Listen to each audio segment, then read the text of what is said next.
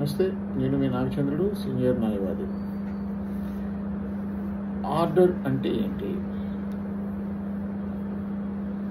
మనము కోర్టులో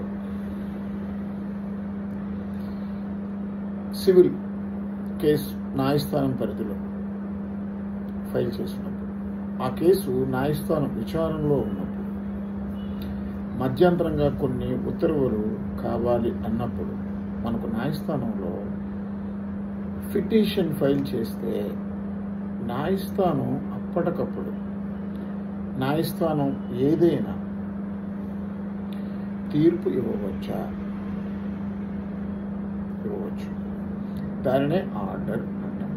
ఉదాహరణకి మనం పర్మనెంట్ ఇంజెక్షన్ కావాలని కేసు ఫైల్ చేస్తే అప్పటికప్పుడు పర్మనెంట్ ఇంజెక్షన్ ఇవ్వడానికి రూల్ ఆఫ్ లా ఒప్పుకోదు, చట్టం ఒప్పుకోదు. కాబట్టి న్యాయస్థానం మనకి టెంపరీ ఆర్డర్ అడిగాం కాబట్టి, టెంపరీ ఇంజెక్షన్ అడిగాం కాబట్టి ఒక టెంపరీ ఇంజెక్షన్ ఆర్డర్ ఇస్తామని ఆదేశాలు ఇస్తుంది. ఇది జడ్జిమెంట్కి, తీర్పుకి, ఆర్డర్కి సంబంధం ఉండదు.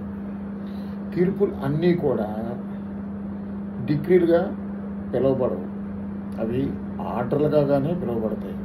దీనిని కంపల్సరీగా గుర్తుపెట్టుకోవాలి. ఆర్డర్ వేరు, తీర్పు వేరు, జడ్జిమెంట్ వేరు.